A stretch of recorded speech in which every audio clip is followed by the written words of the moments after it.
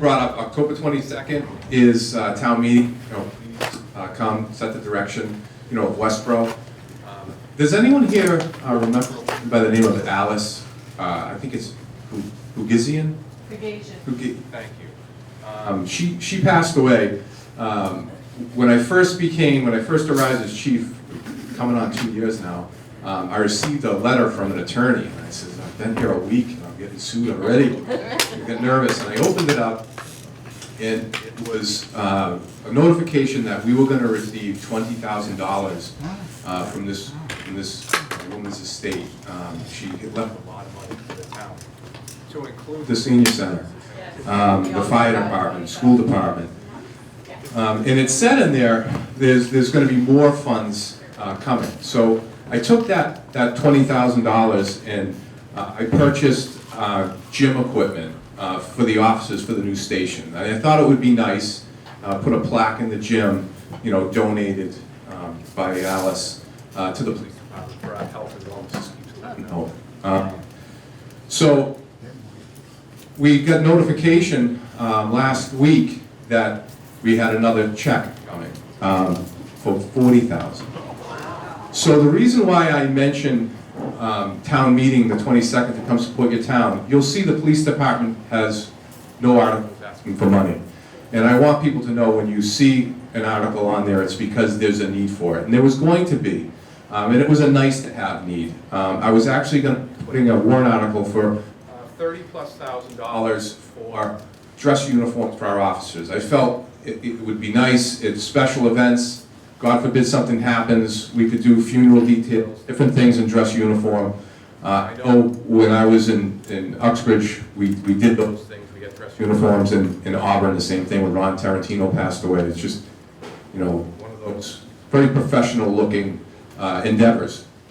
So what I decided to do in Alice's memory is take that warrant article off because I didn't expect these generous funding. We're going to use that to purchase all our officers' dress uniforms. So I just wanted to publicly recognize her and notify the community how thankful we are and appreciative we are for our health and wellness and for our image to be enhanced by her wonderful, generous donation to the police department. They're nice to have, you know, so I'm very thankful for that. So I wanted to start off this breakfast and learn with the chief, thanking her and her family. I will be sending a letter to her nephew and niece about what we're accomplishing. That being said, some updates on the police department. We'll start with the station. Tentatively, we're moving next Friday, a week from today. There are some issues. I'm actually going to be leaving here to go down to Forbes. I'm in that building daily.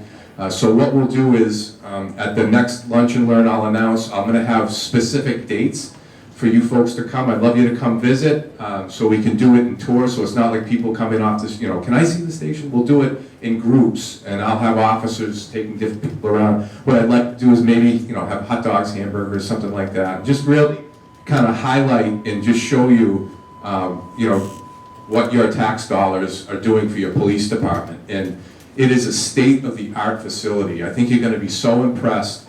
And when you see the auditorium, they did such a wonderful job bringing that back to its former glory. It's absolutely gorgeous.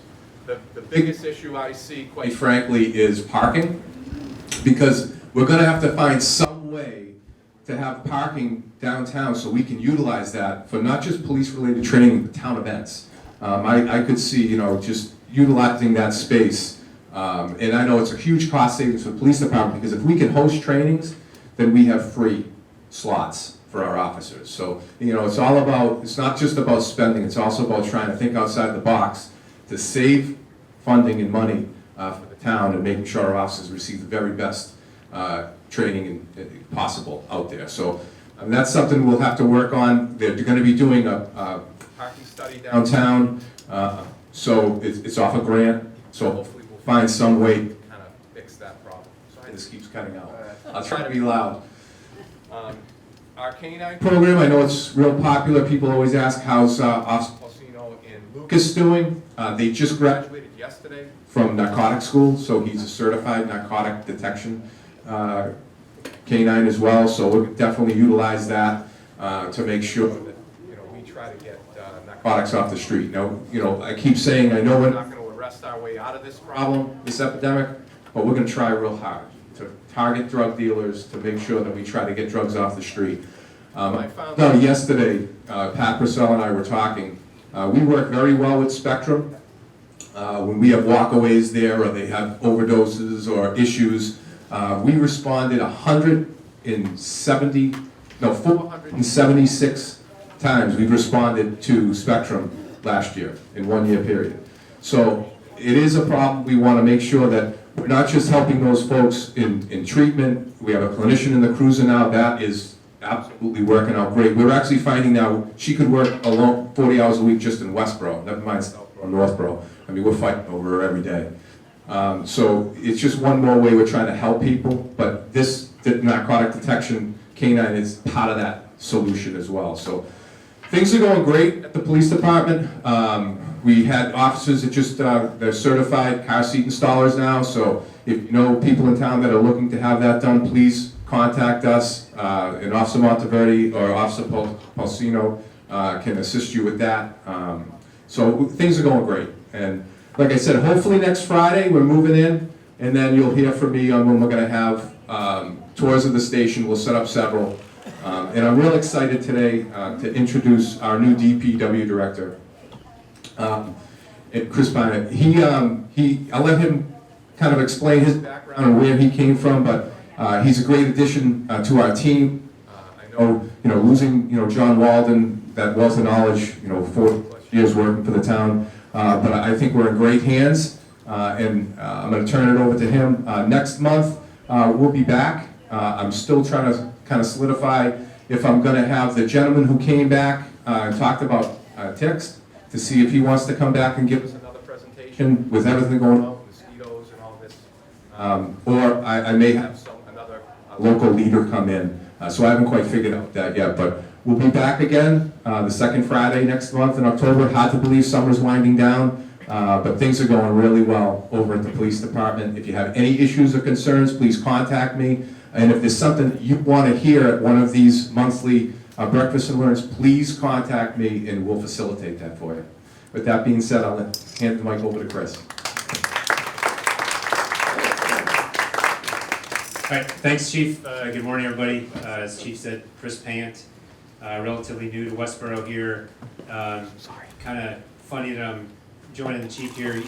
One of the first people I met when I arrived in the town several weeks ago was Chief, and I jumped in his cruiser with him, and he drove me around town, showed me some things, and I went home that night, and I saw my kids. I have young kids, and Dad, what'd you do today? And I said, well, I got to ride around with the police chief. And did he turn the lights on? Did he have his gun? Did he have his radio? So they're all excited. I was like, do you really care what I do at work? Or, he's a big hit in our house, and it's a pleasure that he invited me today, and I have a great opportunity to speak with you. So you're probably familiar that the Public Works Department is going through a little bit of a transition right now, so obviously I'm new.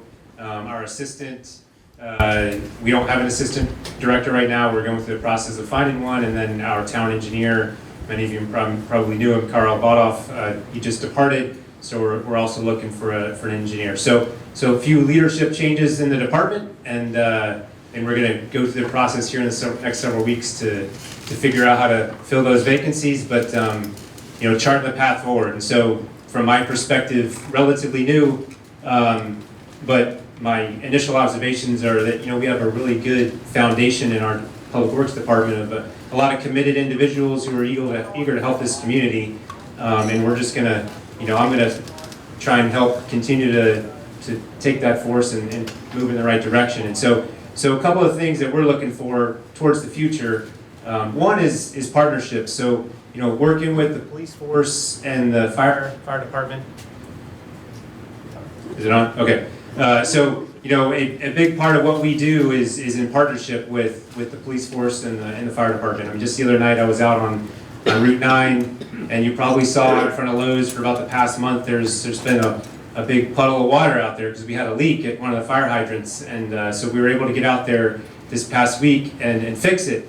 But it happens that, you know, right next to that water line is a gas main, and so that makes it a little bit dangerous. And the other night, unfortunately, as the work was being done by the contractor, you know, they clipped the gas line and it had a little, you know, blowout, and nothing, you know, didn't catch fire, thankfully. So it wasn't, you know, after a few minutes we were able to get it tamed down and shut the gas off and fix it. But the point is that out on that road was, you know, members of the Public Works Department, the contractors doing the work, you know, the gas company, but also we had the police department out there because they were helping us with the traffic. We had the fire department out there in case anything went wrong. So it was a real team effort, and to me, that's really important for our town. At least I see, and I see it already. I know it exists, and my commitment is to continue to work with the fire department and the police department, make sure we're tied in as we're moving forward. So that's really number one in terms of way forward partnership.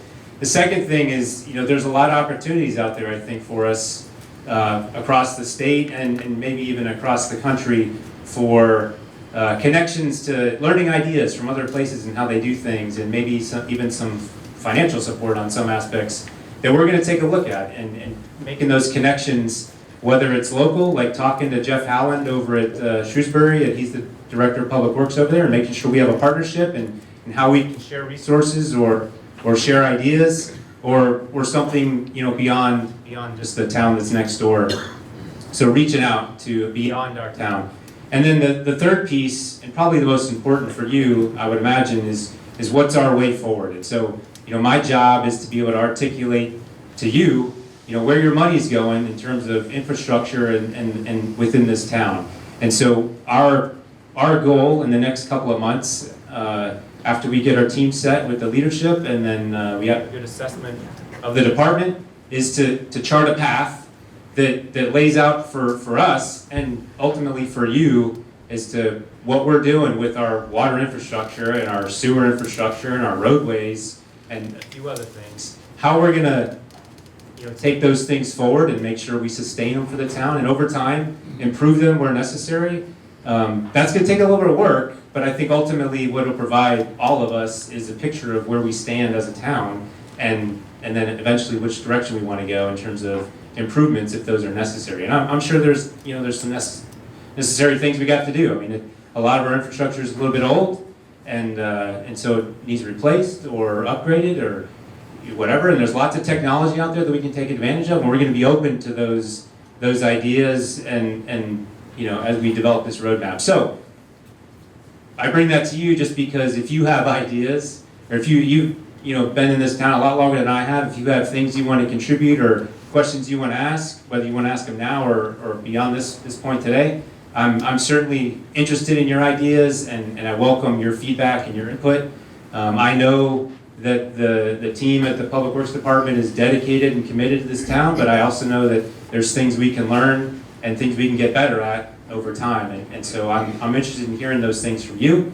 I appreciate the opportunity this morning to come speak with you, and with that, I don't know how much time we have, but if there's anybody that has any questions or initial comments, then please throw them out there. I have a quick question.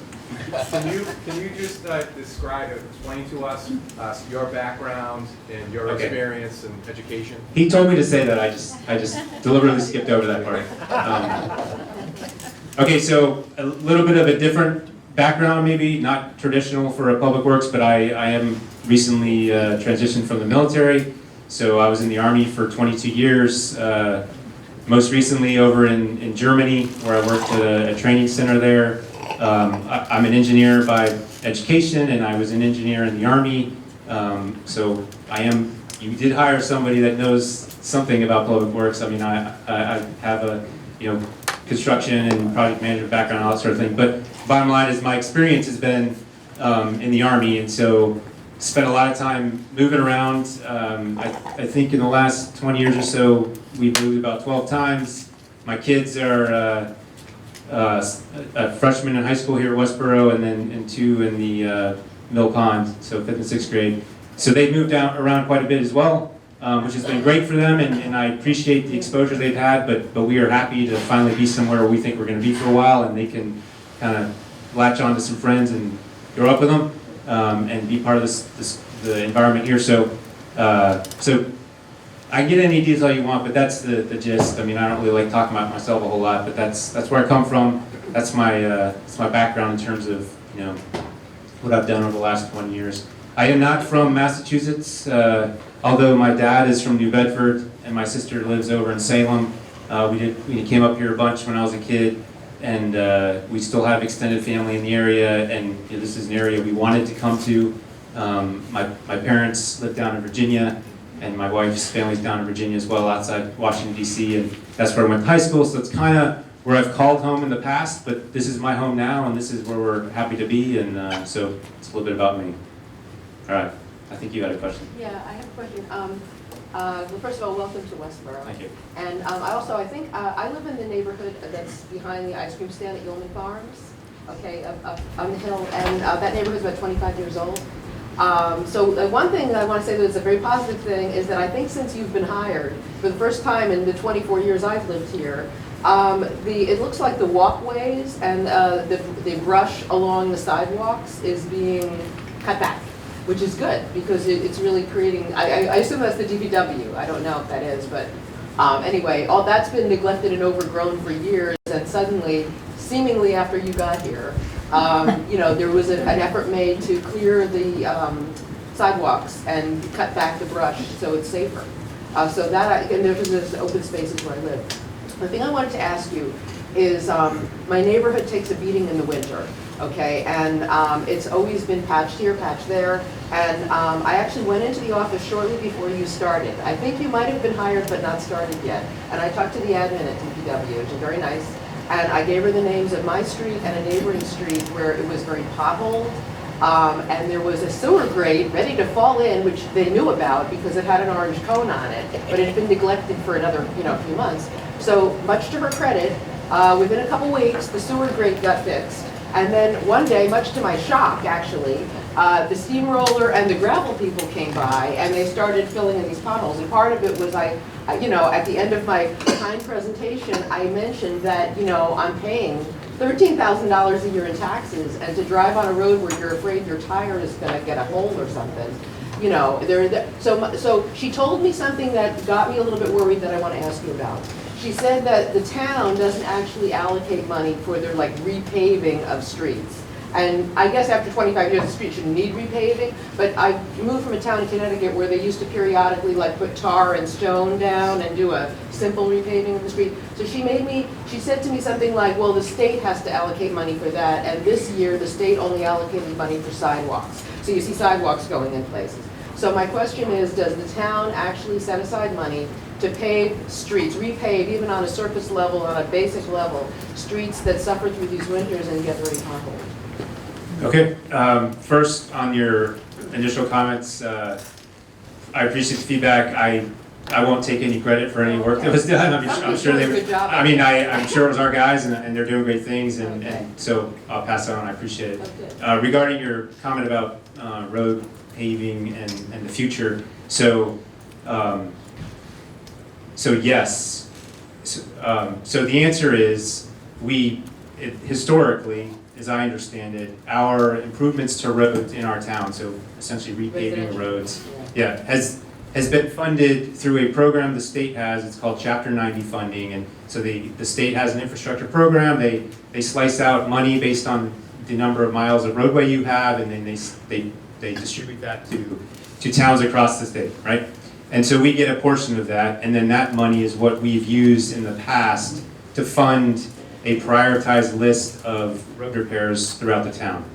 Small projects like fixing a pothole or maybe that drainage grate that you mentioned, those are done by us, funded out of our operating budget. But paving from point A to point B down a road, half a mile, 2 miles, whatever it is, that has typically been funded through this program of Chapter 90 funding. So, but you raise a great point. So, because what we'd like to, I think, eventually try to get away from is reactionary, like running out and fixing a pothole and just doing that whenever somebody calls and says, hey, there's a big hole in my street. That will happen, but we'd like to minimize that, I think. What we'd really like to get to is a program that's everybody's aware of across the town and knows, hey, here's the program for sustaining our roads over the next 5 years, and I can see when my street is going to be addressed next, right? And that would be ideal, I think. And so what's happening right now is, this happened before I arrived, but there's a study that's ongoing across the town to assess our roadways, and that study will come back with recommendations on, you know, A to Z as to how we should address our roads. And then that will be the foundation from which we can start the process of determining, you know, our 5-year plan for road rehabilitation. So that's one thing. The second thing is, it is true, the town does not set aside money for large road repairs, because we've historically relied on this Chapter 90 money. What I think is my responsibility is to come back to the town, to you, and say, hey, this year we got this much money from the state, but we have this amount of requirements and it exceeds that, and then it's back to us as residents of the town to decide if we want to allocate more money beyond what the state has already allocated to address those issues with the roads. So hopefully I answered your question. I know it doesn't solve like the immediate problems, but Does the state restrict how the money has to be used? so the money, there's criteria how the money is used, but it's really it's generally pretty loose. I mean, it's anything to do with the roadway itself. So whether it's the road, it's something along the sidewalk, a drainage structure, anything like that. Okay, thank you. Yeah. Yes. I just have one comment. I think people should be aware the construction and the reconstruction of Route 9 and Lyman Street and all those sidewalks, that was funded by the state. It took a long time to get it done, so it's not something that gets fixed quickly. But there's a certain allocation that comes from the state budget, and anything that they do road-wise also includes sidewalks now, because there's been a lot of people that said, why are they putting sidewalks on Route 9? It's a state requirement. Thank you. No, that's a great point. So Route 9 is a state highway, so the state maintains it.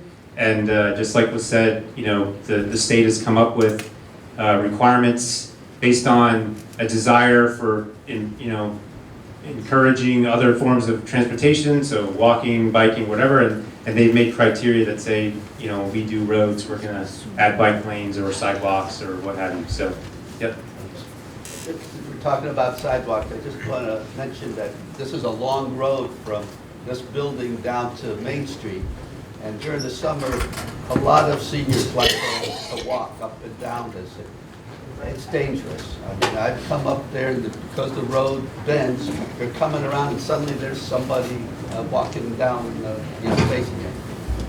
It probably has never been mentioned before, but I think it's ought to go on your list of things to start considering, is maybe bringing up a sidewalk up from Main Street to this building. I appreciate you emphasizing that, and actually, I've done days of kind of driving around with some of the people in the department, and one of the things that was mentioned was that, there's the lack of a sidewalk here, and so I'm not promising a sidewalk tomorrow. I'm just saying it's definitely something I recognize, and other people have mentioned as a need, and so it's on my list for sure as something we need to figure out what we want to do. Yes. If I bring a 5-gallon bucket up, want to fill it full of sand, are you going to let me do that? Or am I going to get crap from people? It's all one, 5-gallon bucket of sand. I think the first time I met you, but I think based on what you said, I'd probably let you have your 5-gallon bucket of sand.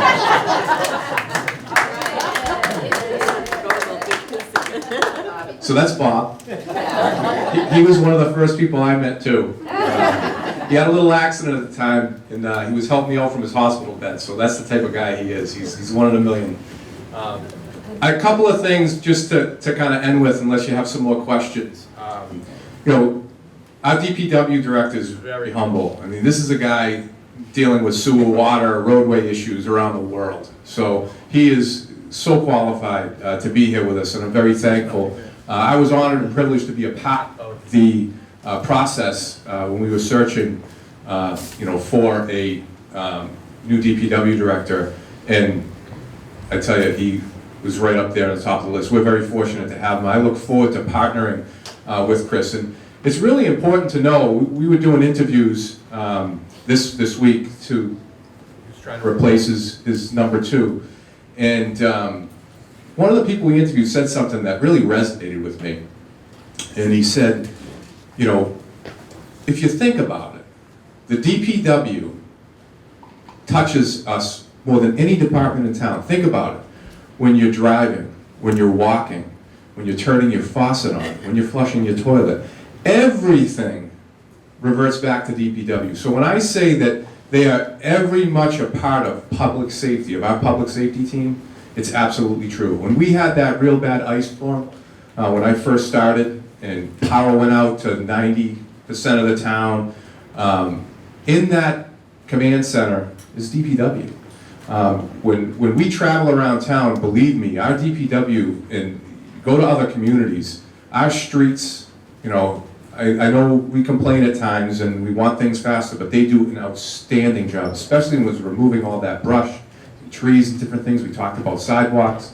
I mean, we really do have a great staff, and we have great leadership in place to bring Westboro to the next level. And I think he's right. We've got a great DPW, but there's always room for improvement.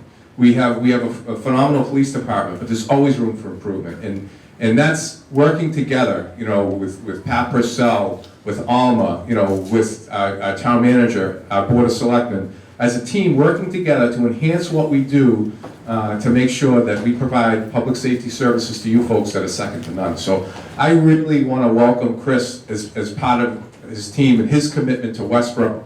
I mean, his kids are in our schools. I mean, we're invested. We want to make sure that we make Westboro number 1. And we're on the way. I mean, I always say, we strive for perfection, knowing it's an unattainable goal, but that's what we're really trying to do. And we're going to make mistakes, we're going to have hiccups, but I promise you we're committed to the cause. Again, not to be redundant, but welcome, Chris, to Team Westboro. This is a great community. I want to thank you again for allowing the police department and Department of Public Works to come in and visit with you and kind of explain what we do. And I look forward to being here again next month. I'm sure I'll see you before then, but anyway, thank you again once again, everybody.